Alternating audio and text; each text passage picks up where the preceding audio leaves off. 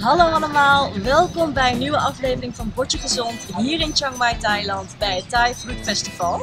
Zoals jullie weten ben ik op zoek naar mensen die een interview met me willen doen voor jullie thuis in Nederland. En ik heb Natasha en Luca van MoveMeYogaFoodLife bereid gevonden om dit interview met mij te doen. Dus we gaan nu naar de vragen. Blijf kijken. Welcome Luca, Natasha from the channel Move Me Yoga Life and Food, or Food and Life actually I have to say. So my first question is about that as well, Luca. Can you explain us what the main message is behind your brand, Move Me Yoga Food Life? Absolutely, Rita. Very good question. So we've spent a bit of time thinking about what name we should call our brand, and we decided on Move Me because our aim was to move people to a new way of thinking, living and being. And through yoga, food and life, three of our passions, we wanted to motivate and to inspire people to a new way of living and being. Perfect, thank you very much. Natasha, I love that you're doing this as a couple. Were you always this much in sync? Depends which one you ask. No, well, we've actually been together for 17 years and we met at primary school, so it's a long time of being together, of learning from each other, of growing together. And I think as our journey evolved through yoga, food and life, so did our relationship, and we've kind of just fused into one in a way. So one of the aspects that we do focus on is actually relationships, and that's part of the life aspect of the channel and our work. And what we always talk about is finding that balance of being with somebody that lifts you, that supports you, that guides you, that challenges you, and you'll find that you sort of start to grow in sync with one another and start to work together. And it has been a journey over 17 years. It's not something that happened overnight for us, but that's life. We're just kind of moving together. Yeah. So who started the journey? Who started with yoga or healthier food or? We both actually went through this at exactly the same time. About 7 years ago, we were working as in the corporate sector. Luca was a business banking manager at Luca was a business banking manager at one of Australia's leading banks, and I was working as a journalist in corporate communications. And we had a big life change. Things just weren't working very well for us in our personal life, in our relationship, and also in our careers. Everything felt like it was falling apart. We called it a quarter-life crisis. So we left our work, we packed up our house, we packed up our belongings, and we actually travelled for a year. We took a year off just to experience something different, to grow, to learn, and from that point everything started to fall into place for us, and we were experiencing all of these things together.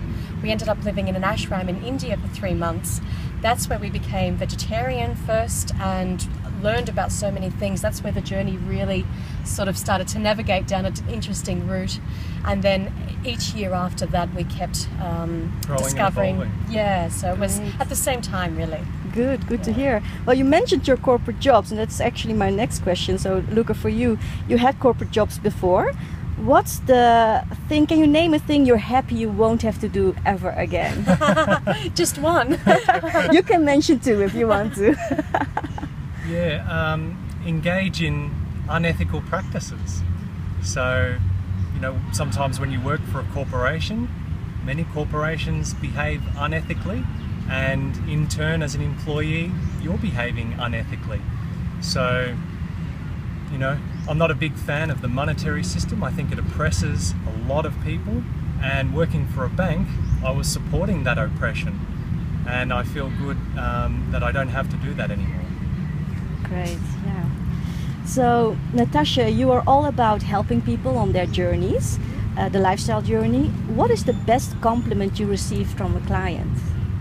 Oh, that's a good question. I would say that we're often called, this is embarrassing, but a dynamic duo. And what we find is that people are sometimes taken by our energy, perhaps, by our passion and commitment. And we like that people see us as standing out, that it's something different from the type of people they meet in their regular life. I think that's one of the best compliments we get, is that we stand for something and we live it. We're not just talking the talk, we're walking and we're living it, and we're an example of what is possible. And because we've come from that background of eating the standard diet, living a standard life, having a house with all this stuff and consuming and being very unhealthy and unhappy, and now coming to this new lifestyle of health and abundance and minimalism and living the way we truly want to live, people see that and recognize that, and they're sort of taken by it, and they see it as something quite dynamic and powerful and passionate. So I think that's the greatest compliment, is when people are really taken aback and recognize that we are living it, not just talking it. So, and if I could just add to that, I remember working as lead yoga retreat teachers at a yoga retreat center in Goa, India, and one of the young girls there who'd been one of our students for a couple of weeks, as she was leaving, she said to us, and I can't remember the exact quote because she was quoting someone else, but you know, people won't remember what you said or what you did, only how you made them feel. And I know that touched both of us when she said that to us. Definitely. Yeah. Nice compliment. So Natasha, again for you, you are also very much aware that you still have a lot to learn yourselves, and you're still developing. Can you tell us about what you're keen on learning next?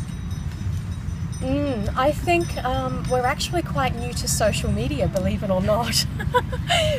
For a couple of years we were living very, very simply in Ecuador in the mountains. We didn't even have Facebook, we didn't have a phone for about 6 years, and we were just living a bit of a hermit life in the mountains. And we realized that in order to make a difference in this world, we had to come out of our hermit existence and we had to get online, because that's where the majority of people are. That's how we were going to reach people with this message of veganism, of saving the animals and the planet. And we had to get on social media. So that has been a real challenge for us, learning all these technical things and getting in with hashtags and you know, all these things that are, especially the younger generation, are very, you know, they've been born and they've grown up with this social media phenomenon. We didn't even have cell phones in high school, and now you have very young children on their phones, aren't they? So I think learning and mastering social media is our biggest challenge at the moment, but we're getting there. An excellent bridge to my next question, which is about your YouTube channel. You started over a year ago. So thinking back on your first video and then your last, how would you describe that you've evolved, and what are the lessons learned in between? Absolutely. Is that for me? Yeah, that's for you, Luca. So actually, it's an interesting question, because we recently watched some of our earlier videos from over a year ago, as you say, and yeah, very embarrassed. I especially love the intro video. Yeah, I mean, that took so many takes. We were so green, as it were, and nervous, and you know, it was just very awkward actually in front of the camera. And then we grew as we recorded more videos and uploaded more videos and started to get a response from viewers that they were resonating with our message. And then we also learned from other YouTube channels. So, you know, you don't want the video to be too long, because people's attention span is, you know, quite short, as is their time. And so, you know, I guess making the videos nice and, you know, short, tight and snappy, that's been quite an art. And yeah, making the message appealing, fun. People like to learn through laughter. That's one thing we've learned. So our skits where we dress up as women. Well, you do anyway. Yeah, they've had a really positive response, and that tells us that people like to learn through laughter, because the message is the same, but it's how you portray that message that really makes a difference. And I think also just becoming more comfortable and more relaxed and being yourself. So sometimes you get behind a camera and you feel like, oh, I have to put on this persona, I have to switch on. We found the more we just relaxed and bounced off one another and just spoke as though the camera wasn't there, or as though we were talking to friends, the more it flowed and the easier it got. When we have a script and we're trying to be perfect, that doesn't work for us. So just relax and go with it. Yeah. Okay, cool. So for you again, Luca, I have the feeling that when you look at demographics, that it's a very young audience that is attracted to this lifestyle. Do you see a challenge in, you know, reaching people? Maybe because you're mid-30, both of you, right? Reaching people more from your age group or higher up? Yeah, it's very interesting, the question of demographics, because when we look at who our main demographic is, surprisingly for us, it's actually young females aged between about 17 and 24. We were quite taken back when we saw those statistics, because we had thought that it was our age or older, because typically we tend to appeal to an older audience just because perhaps we've had maybe an accelerated life experience that older people can relate to perhaps more easily than younger people. But it's really good to see that younger demographic is, you know, we appeal to them, because of course they're the ones that you know, have the power to change things. I mean, we all do, but they're the next generation. They're the next generation, aren't they? Yeah. And if, you know, humanity is to have a future, and the planet is to have a future, it's very much in the hands of these, you know, very young people. And in terms of, you know, the demographic our age and older, we still have quite a number of viewers in those age brackets. And I think that's almost been a little niche, because they can relate to us more than the younger channels. So we do have a broader audience that moves beyond the, you know, 20-something-year-old bracket. Yeah, I think they perhaps somewhat appreciate maybe our more mature approach, if that's the right word. When you're not dressing up as a woman. Exactly. Yeah. Okay, so for the last question for you again, Natasha, what's your experience up until now with the Thai Fruit Festival? Is this your first or second time? And how was it meeting Freely and Durian Rider? Yeah, this is our first festival. We watched it all happen last year online, and we said, oh, 100%, we have to be here for 2015. So we've had a fantastic time. It's been incredible meeting a lot of people from YouTube, either YouTubers or subscribers and viewers, being in this atmosphere, in this energy of people who have a common ground, which is veganism.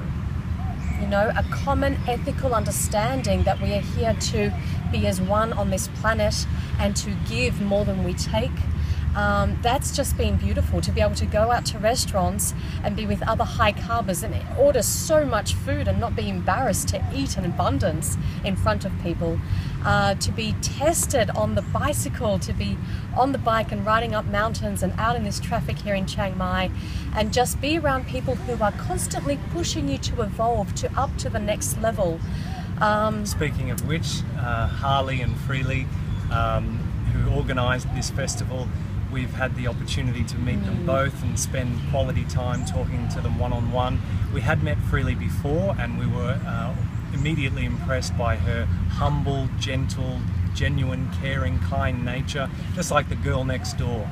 No pretense about her, very welcoming, and we were very much looking forward to meeting her again, and also Harley for the first time. And you know, his dedication to promoting this vegan lifestyle, this high-carb vegan lifestyle of health and fitness, is just incredible. You know, unparalleled. And you know, he really walks his talk. That is what I would say about Harley, and he's an inspiration to all of us in this movement. And he sets the bar very high, and we can all aspire, you know, to his levels of commitment and dedication to the message and the movement. And constantly giving of his time and energy. And I think this is really important. When you meet him, he talks to you as though he already knows something about you, and he's constantly trying to help you in some way. So quite simply, he was adjusting Luca's strap on his helmet. You know, just little things like that. Immediately following an interview that he did for us, you know, just like that. And it was probably the 800 request he's already had thus far, but you know, no problem, let's do it, let's get it done. It's very much an action man. They're an action couple. Yes. And I think that's what many people find inspiring. Yes, again, and it's what the world needs, isn't it? You know, because again, too many of us are sitting back at home doing all of this and watching all of this and not actually getting out there and doing it, or not following through their actions, you know. So all the viewers should come next year? Oh, absolutely. Absolutely. It's great. Whether you can come for a week or for the full 3 weeks, it is just a wonderful experience. And if you're looking for a kickstart to get healthier, to get fitter, to be motivated, to start a YouTube channel, whatever it is, come and be in this environment, immerse yourself in the energy and the passion of people around you, and you will feel like you're coming out of it a new person with a new lease on life. and energy. So we can't emphasize how fantastic it is and how much you should all join us next year. Good. So that's the end of this interview. Thank you very much. Thank you. Welcome, It's Rita. been Thanks great for to have you having on this us. channel. Thank you.